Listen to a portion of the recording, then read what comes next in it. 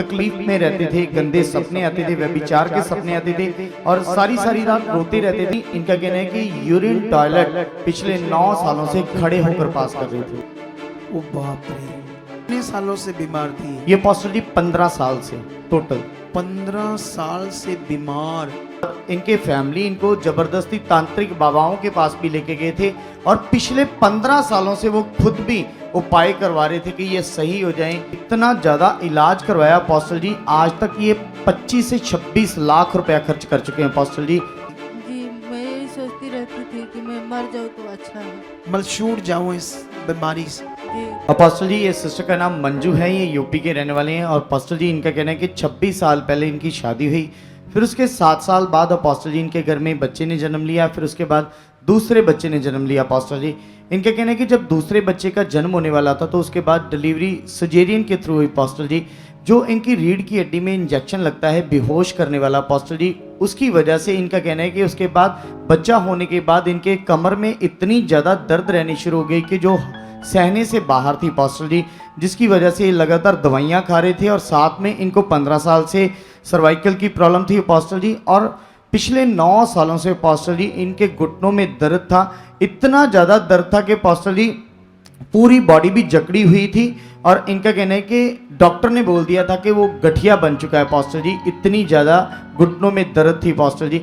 और जिसकी वजह से इनका कहना है कि सारी सारी रात ये सो नहीं पाते थे, लगातार तकलीफ में रहते थे, गंदे सपने आते थे, व्यभिचार के सपने आते थे और सारी सारी रात रोते रहते थे। और साथ में पास्टर जी इनका कहना है कि ना सोने के कारण इनकी आंखों में स्वेलिंग रहती थी और कमर के दर्द के कारण पास्टर जी कोई घर का कामकाज नहीं कर पाते थे, बैठने में इतनी ज़्यादा दिक्कत थी, जहाँ तक कि पास्टर जी इनका कहना है कि यूरिन टॉयलेट पिछले 9 सालों से खड़े होकर पास कर रहे थे। ओ बाप रे, सुनो ध्यान से आप लोग ये बात को। पिछले 9 साल से यूरिन और टॉयलेट खड़े होकर कर रहे थे। शराब से भी खतरनाक जीवन, नरक से भी ज्यादा क्या था, खतरनाक जीवन। थोड़ा जल्दी पूरी गवाही बता दे, फिर मैं बात करता हूं इससे। और पास्टर जी इसी कारण बहुत ज़्यादा इन्होंने दवाइयाँ खाई, इतना ज़्यादा इलाज करवाया पास्टर जी, आज तक ये 25 से 26 लाख रुपया खर्च कर चुके हैं पास्टर जी इसी काम में। कितने सालों से बीमार थी ये पास्टर जी 15 साल से टोटल 15 साल से बीमार। 25 से 26 लाख लग गया इस बीमारियों के कारण। सोचो कितना तुम्हें मन देना चाहिए, कितना भय रखना चाहिए। खुदा के घर में जब आना तो आना कैसे है, कितने बजे आना है, ये बात अगर हमें पता नहीं है, सीरियस नहीं इस बात पर, नॉर्मल मन है, नॉर्मल मन आपकी जिंदगी में सारा कुछ खराब कर देगा। परमेश्वर के साथ नॉर्मल मन है तो सारा कुछ क्या हो जाएगा, आगे पीछे हो जाएगा। अब जब इतने बड़े बड़े काम जब हम सुनते हैं तो इन कामों से हमें क्या समझ आ रहा है, क्या तसल्ली मिल रही है?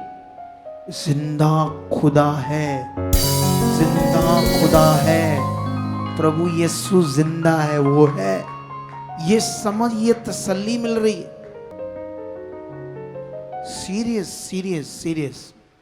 अच्छा फिर पास्टर जी इनका कहना है कि इन्हीं प्रॉब्लम्स के कारण इनका खाने पीने का मन नहीं करता था, लगातार सोचों में डूबे रहते थे और पास्टर जी इनके मन में विचार भी आते थे कि मतलब मेरे बच्चे भी हैं छोटे छोटे और इन्हीं हालातों के कारण मुझे तो लगता है कि शायद मैं मर जाऊंगी, ये कभी ठीक नहीं होंगे पास्टर जी, ऐसे इनके मन में विचार आते थे।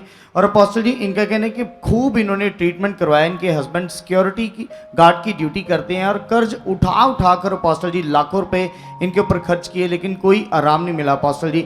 और इनका कहना है कि फिर उसके बाद इनके फैमिली इनको ज़बरदस्ती तांत्रिक बाबाओं के पास भी लेके गए थे और पिछले 15 सालों से वो खुद भी उपाय करवा रहे थे कि ये सही हो जाएं। नहीं, जबरदस्ती क्यों, मतलब ये जाना नहीं चाहती थी? जी पास्टर जी इनका कहना है कि मेरा मन नहीं था लेकिन मेरी फैमिली लेके जाती थी। मतलब पहले तो ये पाठ पूजा करती रही जी, कई सारे भगवानों की, जी पास्टर जी, कि कोई भगवान मुझे छुड़ाई जी। इस रोगों से, फिर इसका फेथ नहीं था तांत्रिक बाबों पर, जी अपोस्टल जी। लेकिन रिश्तेदार लेकर गए, वो खुद भी इसको छूट जाए कई तरह के उपाय करा रहे थे, फिर इससे लेकर गए। जी अपोस्टल जी। फिर आगे अपोस्टल जी तब भी इनको कोई राहत नहीं मिली। फिर उसके बाद अपोस्टल जी इनका कहना है कि मई 2024 को इनको किसी ने गुड न्यूज़ दी और अपने एरिया के चर्च में इन्होंने जाना शुरू किया।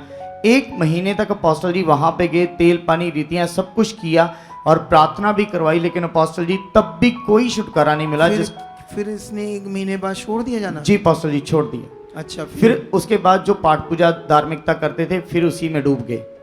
और फिर उसके बाद अपोस्टल जी इनका कहना है कि लेकिन ये दिन प्रतिदिन इनके हालात बढ़ते जा रहे थे, तकलीफ बढ़ती जा रही थी और जिसकी वजह से लगातार ये परेशान रहते थे अपोस्टल जी।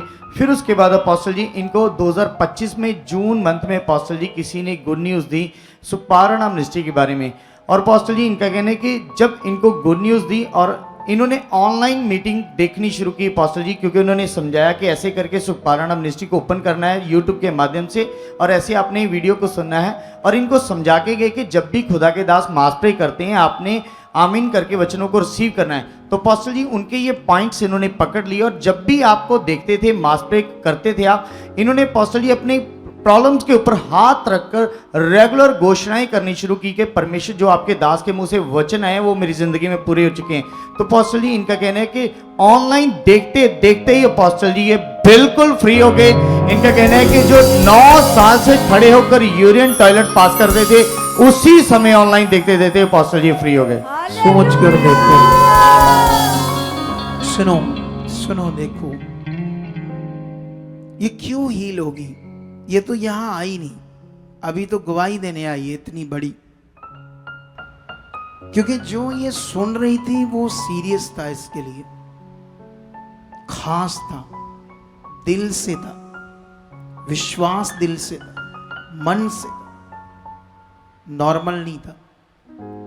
नॉर्मल होता तो नहीं मिलनी थी चंगाई इसको। कितनों को बात समझ आ रही है? अब सोचो एक बंदा 25-26 लाख लगाता है, 15 सालों में परेशान है, दुनिया भर के डॉक्टर बाबे सियाने ढूंढ डांड सब कुछ उपाय करने के बाद यीशु में भी आ जाता है, लेकिन सही टीचिंग या वहाँ शिक्षा ना मिलने से फिर ये छोड़ देती है, वापस प्रभु से दूर हो जाती है, संसार में चले जाती है। फिर हमारी मिनिस्ट्री का कोई गुड न्यूज़ देता है, फिर इसको बताता है कैसे कैसे रिसीव करना है, क्या क्या करना है। देखो 26 लाख तक खर्चा लग गया इसको। जब गठिया हो गया, खड़े होकर बाथरूम करती है, खड़े होकर टॉयलेट कर रही है।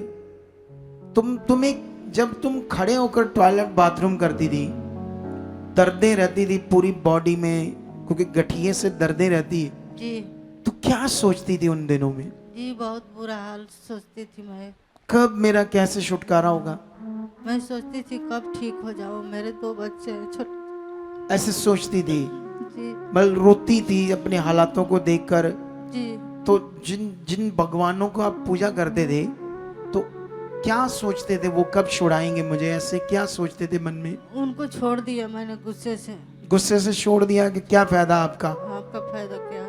अगर मेरी जिंदगी में कोई काम ही नहीं है तो मुझे कुछ फायदा नहीं मिला था, मैं सब कुछ छोड़ दिया। फिर नास्तिकता ही बन गया आप। जी सोच लो, फिर जब हालात बढ़ रहे थे तो क्या सोच क्या रही थी? इससे मौत मिल जाए या क्या, कैसे?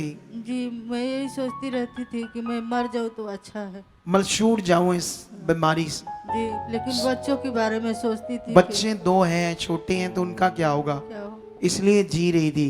जी सोच लो, मेरा पति बहुत पैसा लगाती है। सोचो सोचो सोचो, मेरे सोचना जीने- पड़ेगा। हाँ, मेरे जीने के लिए बहुत पैसा लगा दिया मेरे पति ने। फिर ये जिंदगी जिए, हाँ लेकिन जिंदगी नष्ट हो रही थी दिन दिन।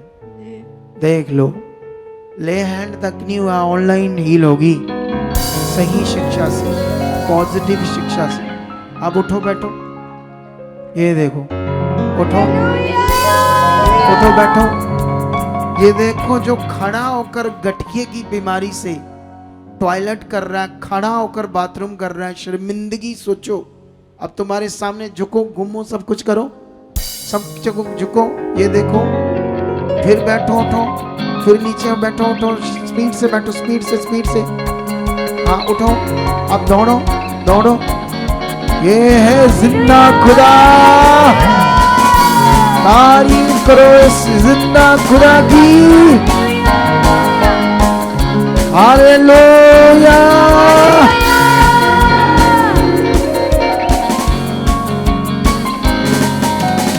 जिस दिन से हमारे अंदर परमेश्वर का भय रहेगा ना, समझ लो दिन तुम्हारे तरक्की के होंगे। क्या होंगे तुम्हारे दिन? एक भय के वो है।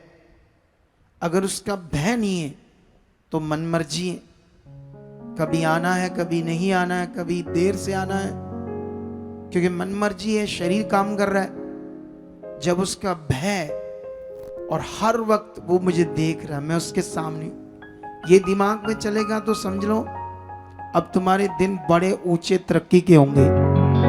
तो अभी तुमने सुन बहन, तुझे परमेश्वर ने छुड़ाया है, जी अब उन्हें उसकी हमेशा बच्ची बनकर जीना, जी उसके वचन को पहला दर्जा देना, जी उसकी आज्ञाओं को पहला दर्जा देना, और सबसे बड़ी आज्ञा सुसमाचार देना और अपनी गवाही देना कि यीशु जिंदा खुदा है। जी दुनिया से डरना नहीं, जी चाहे दुनिया तलवारें डांगे लेकर आ जाए। जी अगर बोले तूने धर्म बदल लिया, ये बदल लिया, उसको बताना धर्म नहीं बदला, उसने मेरा जीवन बदला है। जीवन गवाही से लोगों को बताना है, जीतना है और परमेश्वर के राज का काम करना है। जी कितनों को समझ आई बात आपको? जी जाओ जाओ, परमेश्वर आपके साथ है। अगर आप भी चाहते हो ऐसे कामों को अपने जीवन में, तो आप भी यहाँ आ सकते हो सुखपाल राणा मिनिस्ट्री में, ताकि आप भी अपनी आशीष छुटकारा पा सको, चंगाई पा सको। हमारे चर्च का पता है GT Road Manawala, Delhi Public School, New Bypass, Tarn Taran Road, Rajewal Chowk. आप अगर दूर से आ रहे हो या किसी दूसरी स्टेट से आ रहे हो तो आपको 2 या 3 दिन तक यहाँ चर्च में रुकना होगा, ताकि हम आपको वो बातें बता सकें जिससे आपका निश्चय छुटकारा होगा। ये हमारे हेल्पलाइन नंबर्स हैं, आप इन नंबर्स पर कांटेक्ट करके यहाँ चर्च में आ सकते हो, प्रार्थना करवा सकते हो। God bless you all.